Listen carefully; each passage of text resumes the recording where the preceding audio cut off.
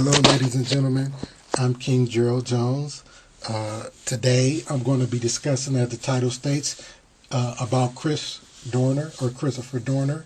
I'm going to be talking about his manifesto. I'm going to be talking about his state of mind, and I'm going to wrap up. I'm going to talk about a lot of things, but I'm only able to give you a YouTube 15-minute dissertation. So I'm going to try to condense everything within that.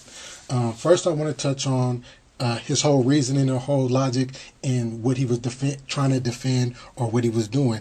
As it stated in the manifesto, he was discussing about his name and more so about his name and his word. Now, as a black man or as a man, period, any man walking the face of the earth should want to keep his name in good standings and would not want his name to be tainted or, as you would call it, drugged through the mud. And I think that was more so what fueled Chris Dorner into doing the things that he did. Now, I totally understand that Chris Dorner, was taking people's lives.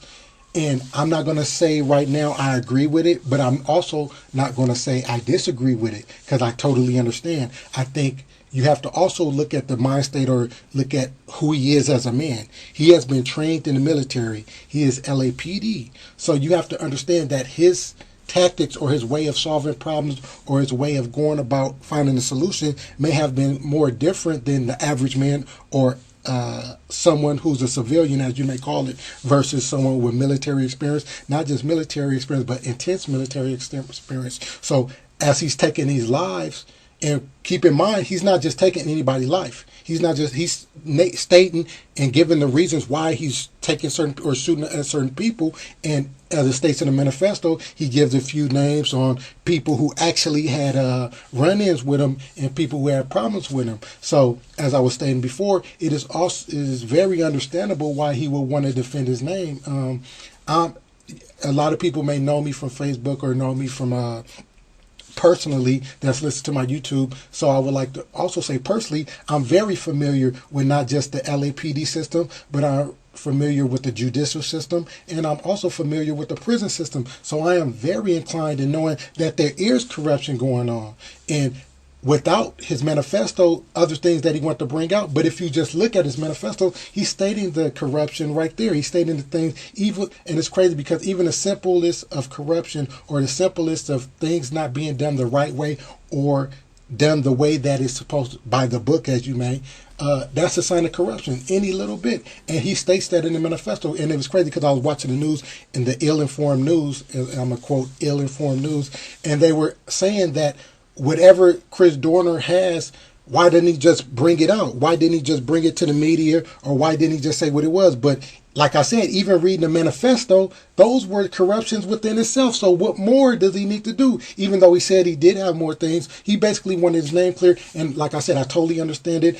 I personally, when I think of him, when I think of the things that he did, the actions that he took over the days that have passed, I think of a modern day Nat Turner, because that's exactly what he was doing in the slavery days. He wasn't taking, he was using violence or using, a physical standpoint to get his point across. So it's crazy how some people frown on it now, but that's what had to transpire. That's what had to take place as far as Nat Turner was concerned, and he did what he had to do. Now, I'm going to also talk about, I'm going to jump and skip ahead because I want to go in order, but I'm going to skip and jump ahead about the actual things that transpired yesterday as far as the tactics that the police department, not necessarily LAPD because they were in Big Bear, but more so I believe it was San Bernardino Sheriff's Department, and the actions that they took. The actions that they took were corrupted in itself yesterday. For example, when have you ever known, I don't know if you guys are too familiar with the tactics or, the things that the police department or sheriff's department, what happened to a negotiator? We never heard anything. All we heard was gunfire. Now, also seeing the video footage that they showed on the news, not only did we see the gunfire, but they were just shooting at the cabin. Now, anybody knows, first of all, you didn't know who was in the cabin.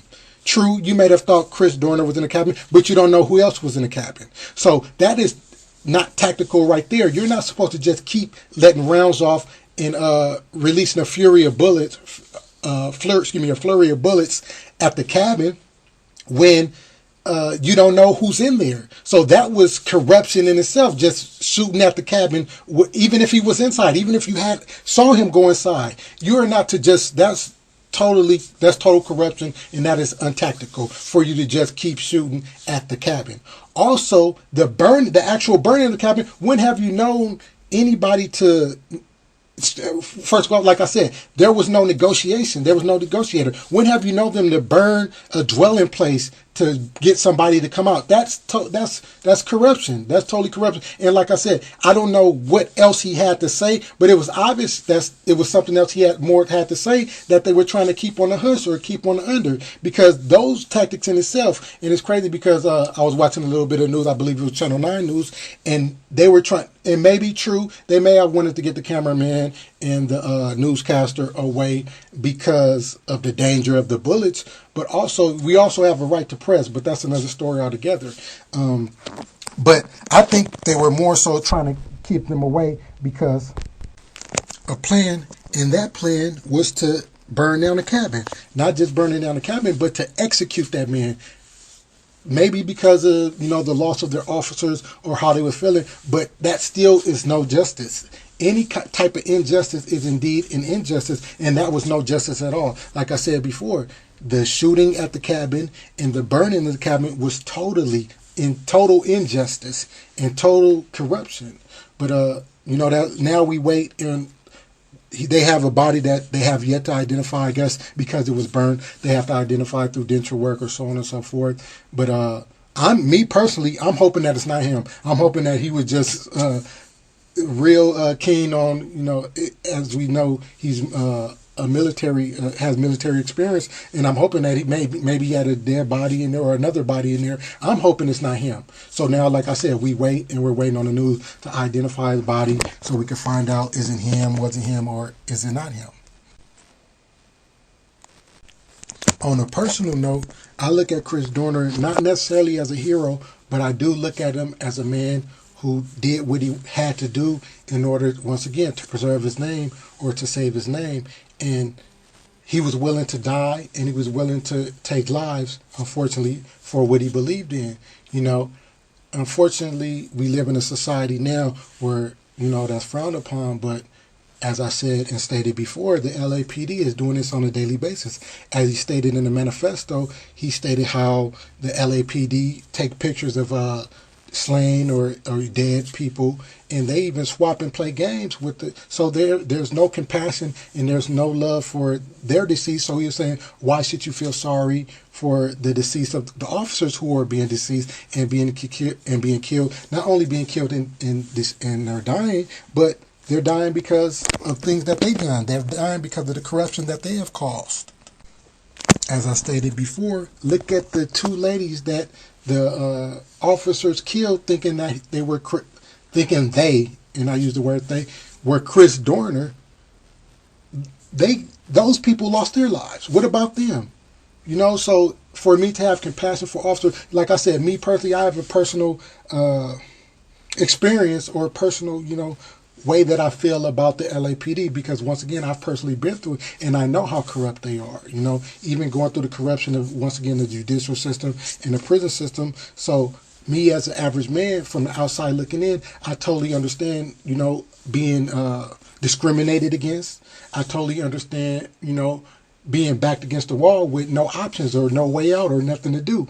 And as I said before, I'm not going to commend him. Like I said, I'm still up in the air about the killing of another life, but I've been with my back against the wall with corruption as far as prison system, LAPD, and there was nothing I can do. So as I said before, it was just his back against the wall, and because he's a military trained man or officer and also ex-LAPD, this is just the way he went about it. And as far as LAPD, as far as them losing life, I have no compassion, as for, sympathy or feeling sorry for those officers that lived their life, that lost their lives. At the same time, I do not expect a person who hasn't been through that, or a person who hasn't been discriminated against, or a person who hasn't experienced corruption to understand it. As I heard on the news yesterday, once again, the ill-informed news, some of the people or the emails or the Facebook or the Twitters were saying that they don't condone the killing of another person. Like I said, I'm up in the air about that, but they totally didn't understand why Chris would go to these extremes, if you want to call it that, extremes, to clear his name. But you have to, in order to understand another man's situation, or understand why he's doing what he's doing or what he's doing, you have to somewhat or semi walk in his shoes, And as I said before, I've been in those situations where I've been discriminated against and I've experienced corruption. Unfortunately, I'm not military trained, so it would have been like suicide for me to, quote unquote, lash out or react in a way that Chris did. But I think we needed that, today. Not necessarily today, but now in these times, because it reminds the LAPD or any law enforcement or any government official that they're not above the law and that things can occur to them. I think they've been lax and comfortable so long with doing the things that they've been doing to people, primarily African American or minorities, also Mexican Americans as well, minorities, to put them all in the hole. That they're comfortable with doing what they've been doing with no repercussions and no retaliation. So I believe this is a wake up for them. And what also needs to be done is, even in the manifesto itself, all these things need to be investigated. So I'm waiting to see, and I'm wondering, are these things even going to be investigated? The things that Chris Dorner alleged, are they going to be investigated? Are these officers that he named, are they going to be investigated? Are they going to be brought to justice, or are they going to have some kind of court hearing or whatnot?